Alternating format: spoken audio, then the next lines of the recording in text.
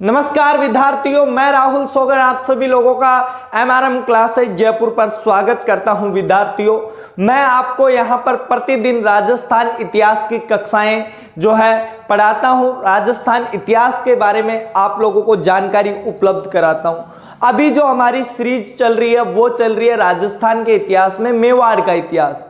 देखो, सबसे पहले हम लोगों ने मेवाड़ का इतिहास ही पढ़ा था, परंतु जो शुरुआत की कक्षाएं थी वो इतनी सही से नहीं बनी थी और उनमें समझ कम आता है, तो इसलिए मैंने जो है रैपिड रिवीजन के तौर पर ये कक्षाएं प्रारंभ की और इन कक्षाओं को थोड़ा थोड़ा करके जो है हम पढ़ रहे।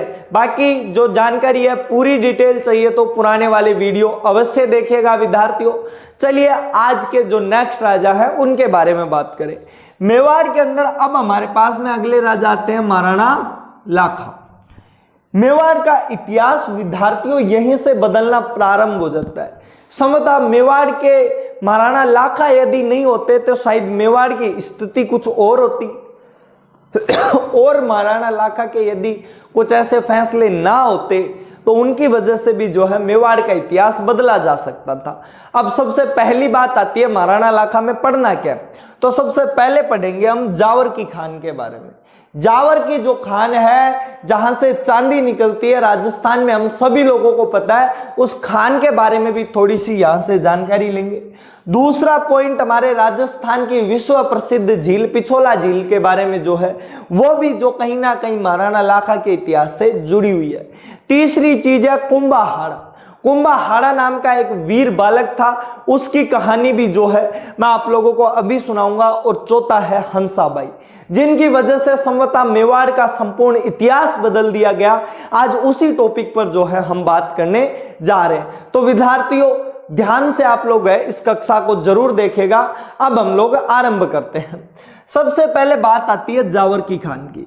तो विद्यार्थियों वैसे तो देखो जावर जो है अति प्राचीन खाल है, परंतु सर्वप्रथम पहली बार यदि किसी ने जावर के खानों को खोज के जो है किसी महाराणा के समय पर खानों को खोज के चांदी का उत्पादन किया जाने लगा, चांदी का खनन किया जाने लगा, उस वो कौन से थे? महाराणा लाखा। कौन से थे? महाराणा लाखा। अब यहां पे इसको बताने का मतलब एक और था। देखो, यदि किसी राजा के पास में इनकम के सोर्स बढ़ देते हैं, यदि इनकम के सोर्स बढ़ जाएंगे तो उस राजा के पास में जो है सैन्य शक्ति भी बढ़ेगी और सेना में जब शक्ति बढ़ेगी तो राजा आसानी से जो है अन्य शत्रु राज्यों को पराजित कर सकता है। तो कहीं ना कहीं से हमारे जो महाराणा लाखा थे वो क्या हुए थे, अब इस खान की वजह से थोड़े बहुत शक्तिशाली हो गए थे। तो महाराणा लाखा के बारे में यदि बात करें जावर की खान से संबंधित थी, तो महाराणा लाखा के समय यही था कि जो महाराणा लाखा थे उनके समय जावर की खान निकली थी और इस खान से जो है चांदी का उत्पादन किया जाता था, जिसकी वजह से कहीं ना कहीं हमारे जो महाराणा लाखा थे वो एक इकोनॉमिकल सोर्स की तरह से जो है मजबूत राजा हो गए थे। इनकम उनके पास ज्यादा आने लगी थी। अब देखो नेक्स्ट पॉइंट पर बात करें तो वो है पिछोला झील। सबसे पहले पिछोला झील का नाम यदि इतिहास में पढ़ा जाए तो महाराणा लाखा, तो हमारे मन में यही आएगा क्या महाराणा लाखा ने पिछोला झील का निर्माण करवाया था? नहीं विद्यार्थियों, महाराणा लाखा के समय में जरूर पिछोला झील का निर्माण हुआ था, परंतु पिछोला झील का जो निर्माण है वो महाराणा लाखा ने कतई नहीं करवाया था। ये गलत है। पिछोला झील का निर्माण एक बंजारे द्वारा करवाया गया था। किसके द्वारा? बंजारे द्वारा। अब देखो बंजारे का वास्तविक अर्थ होता है वैसे तो घुमक्कड़ व्यापारी। बंजारे का मतलब क्या होता है? घुमक्कड़ व्यापारी। घुमक्कड़ व्यापारी अपने जो है एक कास्ट स्पेशल का नाम दे दिया गया है, जबकि प्राचीन काल के अंदर बंजारे का मतलब होता था एक घुमक्कड़ जनजाति से संबंधित होता था। घुमक्कड़ व्यक्ति था, वो घूम घूम कर बेचता था। घुमक्कड़ व्यापारी जो होता था उसे बंजारे कहते थे। और तुम जानते हो व्यापारियों के पास अक्सर पैसे हुआ करते थे, तो बंजारे ने सोचा मैं कोई दान धर्म पुण्य का काम करता हूं। जब उसने पूछा कि मुझे क्या करना चाहिए दान धर्म पुण्य का पंडित जी से, तो पंडित जी ने कहा राजस्थान के अंदर यदि तुम दान धर्म करना चाहते हो तो जल से बड़ा तो कोई दान धर्म हो ही नहीं सकता। और इसी वजह से जो है अपने पिछोला झील का जो निर्माण है वो किसके द्वारा किया गया था? एक बंजारे द्वारा जो है पिछोला झील का निर्माण करवाया गया था। पिछोला झील के निर्माण के समय राजा कौन सा था? तो वो थे अपने महाराणा लाखा। अब देखो यहीं पे एक और चीज पढ़ लेते हैं, नटनी का चबूतरा। क्या? नटनी का चबूतरा। ये भी थोड़ा सा जो है अपने पूछ लिया जाता है कभी कभी, नटनी का चबूतरा कहाँ पे स्थित है। तो ये जो नटनी का चबूतरा है ये अपने पिछोला झील के किनारे स्थित है। अब इसकी स्टोरी थोड़ी सी सुनिएगा। इसकी क्या स्टोरी? कहते हैं पहले के टाइम में देखो आज की तरह जो है रील्स वगैरह देखने के लिए फोन तो होते नहीं थे।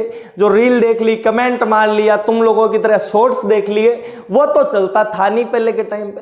पहले के टाइम में यदि कोई बात होती तो राजाओं के मनोरंजन की बात की जाए तो या तो नट भाट वगैरह होते थे जो कभी रस्सियों पर खेल दिखाते थे, कभी जादूगर से जादूगर की तरह जो है अपने कलाएं दिखाते थे। वैसे एक दिन महाराणा लाखा के टाइम पे एक नट आता है।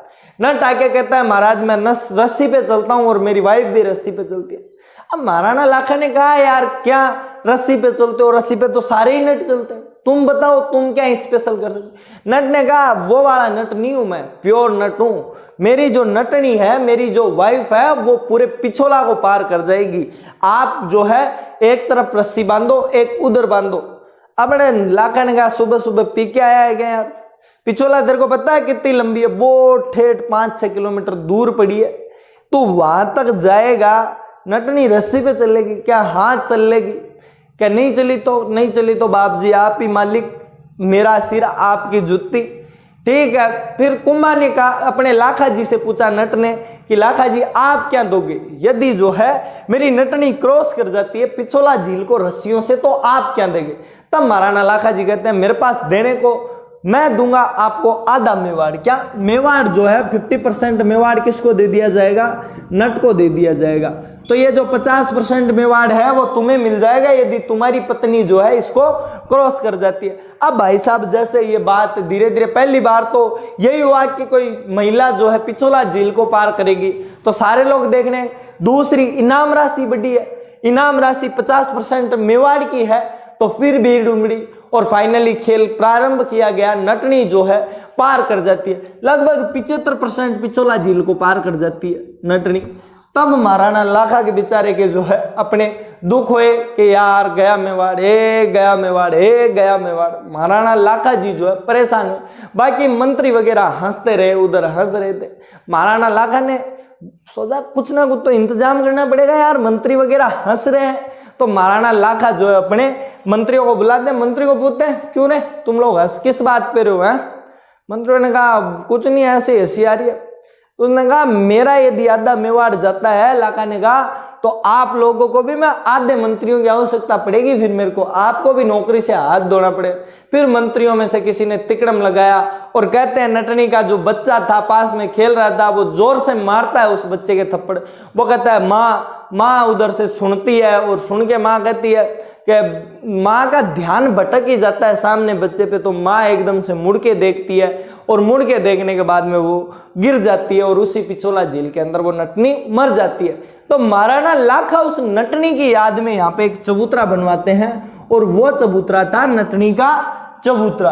तो अब यदि आप लोगों से कभी पूछ लिया जाए नटनी का चबूतरा कहाँ पे स्थित है, तो नटनी का चबूतरा जो है पिछोला झील के किनारे स्थित है। निर्माण किसने करवाया था? तो महाराणा लाखा ने जो है इसका निर्माण करवाया था। अब देखो हमारे पास में नेक्स्ट पॉइंट आ जाता है कुंभाड़ा। क्या आ जाता है हमारा नेक्स्ट पॉइंट? वो आ जाता है कुंभाड़ा। देखो कहते हैं एक बार महाराणा लाखा का नया नया विवाह हुआ था अपने बूंदी के अंदर, हाड़ाओं की लड़कियों के साथ में हुआ था। हाड़ाओं की कोई राजकुमारी थी उसके साथ में। जब वो आई तो महाराणा लाखा जब शाम को खाना खाने गए तो लाखा जी ने कहा कि आप लोग जो है कैसा लगा मेवाड़, मेवाड़ देखा आपने? उन्होंने कहा नहीं मैंने देख लिया, मेवाड़ अच्छा था। क्या सिर्फ अच्छा ही था? कि नहीं ठीक ठाक था। क्या ठीक ठाक ही था? उन्होंने कहा ठीक ठाक था मगर हमारे बूंदी जैसा नहीं। लाखा ने कहा अरे आप लोगों ने जो है वो पद्मिनी महल वगैरह नहीं देखे, जाके देखो एक बार, पूरा मेवाड़ घूमना आप आराम से, आज में तो क्या ही घूमी होगी। उन्होंने कहा नहीं मेवाड़ अच्छा है, फिर भी हमारा जो बूंदी है वो अच्छा है, आपसे बेटर बूंदी है।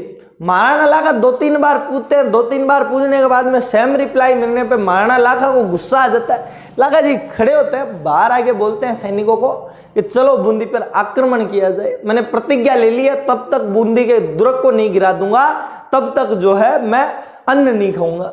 अब भाई साहब सामंत लोग बेचारे परेशान, क्या कल तो फेरे लेके आया था ये डाकी, आज जो अपना लाखा जाके वहां पे लड़ाई करेगा। तो फिर फाइनली समझाया गया, रानी ने भी कहा क्या आप ऐसे करते हो, क्या वो करते हो। अब देखो वैसे आप लड़कियों की जानते ही हो, लड़कियों के तो पीर की चिड़कली सोने की लगती है, चाहे सोने का कलश दर दो ससुराल वाला, उसके लिए तो पीतल ही बताएंगे, लेकिन पीर की तो उनको चिड़कली भी सुंदर ही लगती है सोने की। तो वही बात हो गई। फाइनली लाखा ने कहा कि मैंने तो शपथ ले ली, अब खाना भी नहीं खा सकता। तो किसी ने सजेस्ट किया कि एक नकली बूंदी का दुर्ग बनाया ना चाहिए, क्या नकली बूंदी फोर्ट, नकली बूंदी का जो है दुर्ग बनाना चाहिए। और ये जो नकली बूंदी का दुर्ग है वो बनाओ, और फिर उसके बाद में नकली बूंदी के दुर्ग पर हम लोग अटैक कर देंगे और आप उसको गिरा देना, ताकि आपका जो है शपथ भी पूरी हो जाएगी। आपने शपथ क्या खाई थी, बूंदी के दुर्ग को गिराना। फाइनली सैनिकों ने एक नकली बूंदी का कमरा तैयार किया, उस पर लिखा बड़े बड़े अक्षरों के अंदर बूंदी फोर्ट। उधर से महाराणा लाखा आए अपनी सेना के साथ में, सूचनाएं फैला दी गई कि लाखा जो है अपने बूंदी के दुर्ग को गिराने जा रहे हैं। यह सूचना जो है वो जो रानी थी उसका भाई कुंभाड़ा था उसको मिली। अक्सर आप लोग देखते होंगे विवाह के समय जो है एक भाई अपनी बहन के साथ में आता है, और वो भाई जो था कुंभाड़ा था और बूंदी की सीमा पर आया हुआ था, सीमा तक आया हुआ था। जैसे ही उसको पता चला ये उस कमरे के पास में चला जाता है। जैसे ही उधर से जो है अपने लाखा पहला तीर जलाते हैं, सामने से भी एक तीर आता है। लाखा कहता है कौन है रे, जाके चेक करो, नकली दुर्ग को नहीं गिराने दे रहा।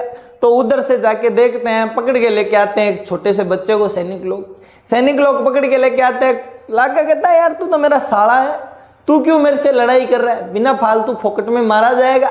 उसने कहा हम हाड़ा है, हमने शपथ लिया, हमारा भी वचन दिया है हमने बूंदी की रक्षा करने का। जब तक एक एक हाड़ा जीवित रहेगा बूंदी को कोई गिरा नहीं सकता है, चाहे वो बूंदी का दुर्ग नकली हो या असली हो। बूंदी का दुर्ग जो है हाड़ाओं की शान है, हाड़ाओं की आन है और हाड़ाओं की बान है। हाड़ाओं के जो शरीर के अंदर एक एक बूंद जब तक रहेगी तब तक बूंदी के लिए वो लड़ते रहेंगे। तो उस कुंभाड़ा ने नहीं मानी बात महाराणा लाखा की, उसकी बहन को भी बुला के लाया गया। बहन ने भी खूब समझाया, नकली तो दुर्ग है, इसको गिरा देने दे, तेरे जीजा जी तो हैं। उन्होंने कहा नहीं गिराने दूंगा। और फाइनली कुंभाड़ा मानते नहीं है, तो कुंभाड़ा को मारने के बाद में उस नकली बूंदी को जो है गिराया जाता है। कहा भी गया है कि हाड़ाओं ने अपने नकली बूंदी के दुर्ग को तक नहीं गिरने दिया था, तो वो असली दुर्ग को कहाँ गिरने देंगे। अकबर को कभी एक बार सुरजन हाड़ा ने कहा भी था कि हम वो हाड़ा शासक हैं जिन्होंने कभी नकली बूंदी को नहीं गिरने दिया, तुम असली बूंदी को गिराने की बात कर रहे हो।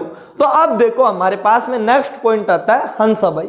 ये उधर थोड़ी सी जगह कम है, फिर हम हंसाबाई को एक साथ पढ़ते हैं। जल्दी से आप इसका स्क्रीनशॉट ले लीजिए, फिर आगे की बात आगे पढ़ते हैं।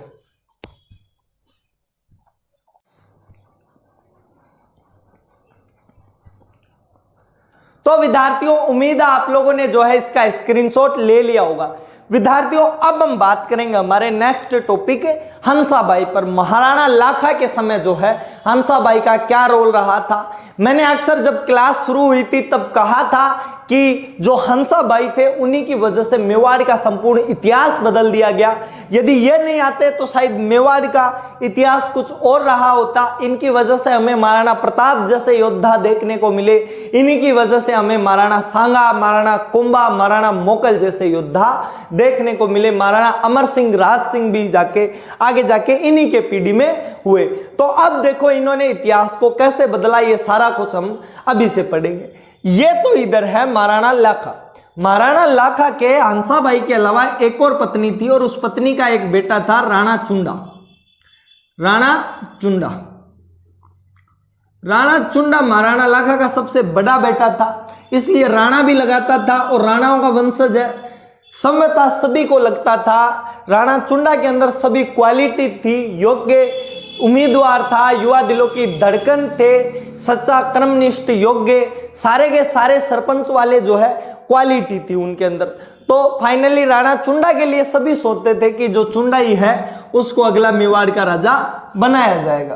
परंतु बगल के अंदर अपने मारवाड़ रियासत थी, कौन सी, मारवाड़, और मारवाड़ के अंदर जो शासक था उसका नाम था राव चुंडा। क्या नाम था? राव चुंडा। अब यहां से देखो, एक तरफ तो है राणा चुंडा, राणा चुंडा, देखो राणा लगा हुआ है इधर, ये तो कहां का है? मेवाड़ का है। और दूसरी तरफ है राव चुंडा, राव जो लगा हुआ है वो कहां का है? मारवाड़ का है। तो राव चुंडा जी जो है अपने, उनके एक बेटी थी हंसाबाई, उनकी बेटी कौन थी? हंसाबाई। हंसाबाई के लिए एक योग्य वर को ढूंढा जा रहा था। हंसाबाई के लिए ये देख रहे थे कि कोई योग्य वर मिले जिसके विवाह जो है इनका हंसाबाई का किया जाए इसके। हंसाबाई की उम्र थी 23-24 साल, 23 से लगभग तकरीबन 24 ईयर्स की उम्र थी। और अपने जो राणा चुंडा थे, राणा चुंडा की भी सेम ईयर थी, 24-25 साल के लगभग जो है अपने राणा चुंडा जी थे। तो जब मेवाड़ वाले लड़की के लिए, अपनी के लिए रिश्ता ढूंढ रहे थे, तब मारवाड़ वालों को पता चला कि अपनी लड़की के लिए रिश्ता ढूंढने की बजाय मेवाड़ के अंदर ही एक योग्य राजकुमार है और संभवतः लाखा के बाद में अगला राजा भी चुंडा को ही बनाया जाएगा। तो जो अपने मारवाड़ वाले थे वो नारियल भेजते हैं। नारियल भेजने का मतलब होता है सगाई का पत्र भेजना, सगाई का प्रस्ताव भेजना। मारवाड़ की तरफ से पंडित जी लेके आते हैं। दरबार में बैठे हुए थे राणा लाखा भी और राणा चुंडा भी। जब पंडित जी आए तो वो पहचान नहीं पाए, क्योंकि राणा लाखा के बगल में ही राणा चुंडा जी बैठा करते थे। वो पहचान नहीं पाए कि इनमें से राणा कौन सा है। उन्होंने राणा राणा सुना था। देखो इधर तो राव लग रहा है, मतलब राणा का मतलब मेवाड़ का राजा ही होगा। तो उन्होंने आके कहा हम जो है राणा जी के लिए क्या लेके आए हैं? हम नारियल लेके आए। अब देखो मेवाड़ के महाराजा को राणा जी कहा जाता था, महाराणा को राणा जी कहते थे, बाकी किसी को राणा जी नहीं कहते थे। राणा जी जो है केवल मेवाड़ के शासक को कहा जाता था। और उस समय राणा जी कौन हुए? महाराणा लाखा हुए। तो पंडित जी ने जब कहा कि हम मेवाड़ के राणा जी के लिए जो है क्या लेके आए हैं? हम मेवाड़ के वो नारियल लेके आए हैं सगाई का। लाखा बड़ा प्रसन्न हुआ। लाखा ने हंसते हुए टोंट मारते हुए कहा, देखो हमारी जवानी के किस्से, मारवाड़ का जो शासक है वो खुद हमारी उम्र का है और अपनी बेटी जो मेरी बेटी की उम्र की है उसका मेरे लिए विवाह का प्रस्ताव भेज रहा है, तो मैं कितना फेमस हूं। पंडित जी थोड़ा जो है समझ के बात को बोलते हैं और पंडित जी कहते हैं नहीं नहीं महाराज, आपसे जो गलती हो गई है, ये जो नारियल है वो राणा चुंडा के लिए लेके आए, हम आपके लिए नहीं लाए। इतना कहते ही बाकी सारे दरबारी हंसने लगे, जनता भी थी तो थोड़ी बहुत वो भी हंसने लगी। जब ये बात राणा चुंडा को जो है अच्छी नहीं लगी उस समय, और राणा चुंडा खड़े होकर बोलते हैं, एक बार मेरे पिताजी ने इस महिला से विवाह की बात कह दी तो अब से ये मेरे लिए मां समान हो जाती है और अब मैं इस लड़की से विवाह नहीं करूंगा। अब पंडित जी वापस कैसे जाए? पंडित जी को मारवाड़ में से भेजा ही नारियल देके था कि सगाई करके आनी है, लड़की देखने नहीं जाना, लड़का देखने नहीं जाना। पंडित जी इधर शादी हो नहीं रही। पंडित जी ने कहा, थोड़ा मंत्री और 2-4 आए हुए थे पंडित जी के साथ में, पंडित जी ने उनसे दूर जाके बातचीत की और कहा राणा लाखा के साथ में ही कर चलते हैं विवाह, कौन तो देखने आ रहा है, सगाई कर दे, बाकी बाद में होती रहेगी, सगाई होने के बाद में टूटेगी नहीं, ये ध्यान रखना। पंडित जी ने कहा ठीक है, परंतु पंडित जी ने दरबार में आके कहा हमें मंजूर है महाराणा लाखा के साथ में विवाह, लेकिन कुछ शर्तें हैं। पहली शर्त क्या है कि लाखा के बाद में जो नेक्स्ट राजा है वो कौन बनेगा? हमारा हंसाबाई का बेटा। किसका? हंसाबाई का बेटा बनेगा, मतलब राणा चुंडा जो है वो राजा नहीं बनेंगे। राणा चुंडा बड़े होते हुए भी राजा नहीं बनेंगे। अगला राजा कौन बनेगा? हंसाबाई का पुत्र बनेगा। अब दरबार के अंदर ये बातें हुई, किसी ने कहा ऐसा कैसे हो सकता है, मेवाड़ के महाराणा लाखा भी बार बार पछताए, यार ऐसा नहीं हो सकता, कभी भी नहीं हो सकता। राणा चुंडा खड़े होते हैं और राणा चुंडा ने कहा जैसे आपका ने कहा ऐसा ही होगा, मैं कभी भी आज प्रतिज्ञा लेता हूं कि मेवाड़ के सिंहासन पर बैठने की चेष्टा नहीं करूंगा।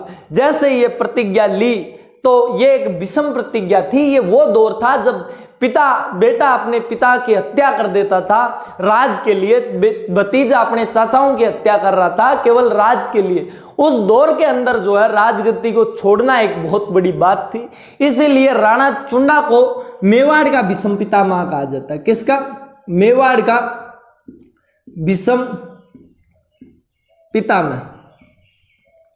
अब देखो विषम पितामह को तो आप जानते ही हो, महाभारत के अंदर जिन्होंने उन्होंने भी कुछ ऐसी प्रतिज्ञा ली थी कि मैं कभी भी हस्तिनापुर के सिंहासन की तरफ कभी भी नहीं देखूंगा, अपनी मां सत्यावती के पुत्रों को ही जो है मैं अपना अगला राजा बनाऊंगा। तो उसी प्रकार इन्होंने भी जो है राणा चुंडा ने प्रतिज्ञा ली थी कि मैं कभी भी मेवाड़ के सिंहासन की तरफ नहीं देखूंगा, मेरी मां समान हंसाबाई जो है इन्हीं के बेटों को अगला राजा बनाऊंगा। इसलिए राणा चुंडा को क्या कहा जाता है, मेवाड़ का। अब देखो हम बात करें राणा चुंडा की, किसकी, राणा चुंडा की।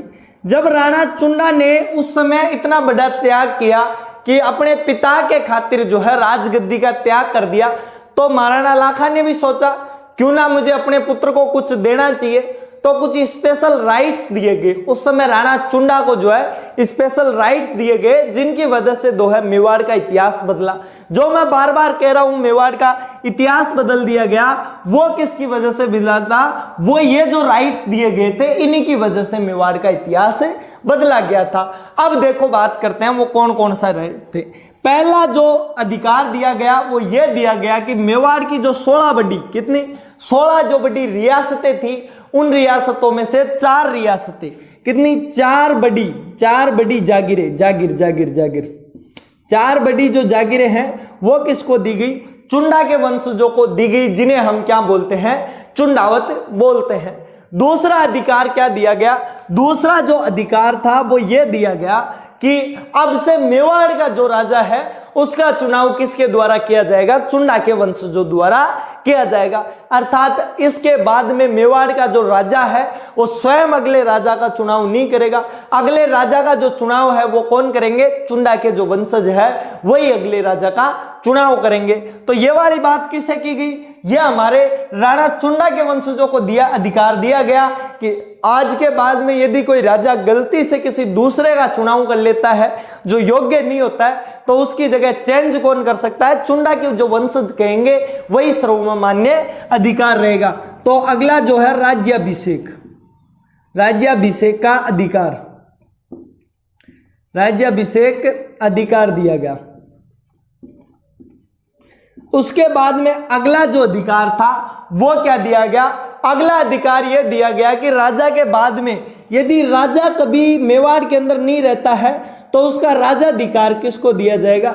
अर्थात राजा बाई चांस कभी घूमने चला जाता है या राजा की कभी अकारण मृत्यु हो जाती है, ऐसे समय तो राजा की जगह राज कौन संभालेगा, कुछ समय तक वो संभालेंगे चुंडा के वंशज। अर्थात चुंडावतों को ये राइट दिया गया कि यदि राजा के बाद में कोई योग्य पुत्र नहीं रहता है राजा के पास में, तो अगला राजा कौन बनेगा, चुंडावत बनेंगे। चुंडावत तब तक संभालेंगे जब तक कोई योग्य राजा का जो वंशज है उनमें से कोई योग्य पुत्र नहीं मिलता है। उसके बाद में अगला क्या अधिकार दिया गया, विशेष अधिकार। कौन सा, विशेष अधिकार।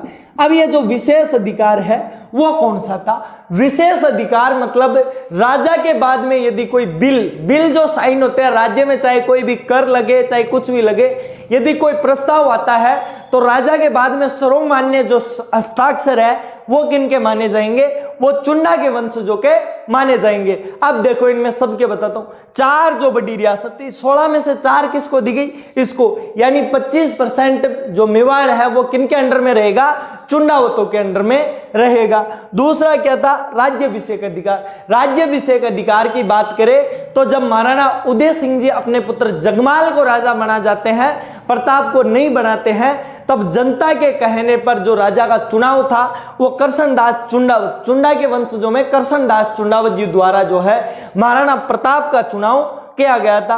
राजा अधिकार की बात करें तो जब चित्तौड़ का तीसरा साका हुआ था उस समय उदय सिंह जी पहाड़ों में चले गए थे और राजा की जगह अगला स्थान किसने लिया था, फतेह चुंडावत ने लिया था, जिसने अपने प्राणों को हंसते हंसते न्योछावर कर दिया था उस उदयपुर की भूमि के लिए। चित्तौड़ के अंदर जो है उन्होंने मेवाड़ को बचाए रखा, वो कौन से थे, अपने फतेह चुंडावत, वो भी चुंडा के वंशजों में से एक थे। चित्तौड़ की भूमि को जो है उन्होंने बचाया। अगला विशेष अधिकार, विशेष अधिकार के बारे में पढ़े तो लगभग मेवाड़ के जितने भी कॉन्ट्रैक्ट्स हुए उनके अंदर यदि किसी का नाम आता है तो वो चुंडावतों का सर्वोपरि लिया जाएगा। अब देखो हंसाबाई का बेटा ही लाखा के बाद में राजा बनता है और उस बेटे का नाम था मोकल। क्या नाम था, मोकल। इसके बारे में जो है जानकारी हम आगे ग्रहण करेंगे। अगली कक्षा में जो है विद्यार्थियों हम मोकल के बारे में विस्तार पूर्वक पढ़ेंगे, उसके पुत्र महाराणा कुंभा के बारे में पढ़ेंगे। तब तक उम्मीद है विद्यार्थियों आप सभी लोग स्वस्थ रहेंगे और अपनी कक्षाओं का रिवीजन करते रहेंगे। मिलते हैं विद्यार्थियों अगली एक और ऐसी कक्षा के अंदर। आप लोगों को ये क्लास पसंद आती है तो वीडियो को लाइक करना और चैनल को सब्सक्राइब जरूर करना। विद्यार्थियों हमारे टेलीग्राम चैनल के साथ में भी अवश्य जुड़िए ताकि वहां से हम आप लोगों को जो है अच्छी जानकारी सूचनाएं जो है प्रदान करते रहें। मिलते हैं विद्यार्थियों अगली एक और वीडियो में। जय हिंद, जय भारत।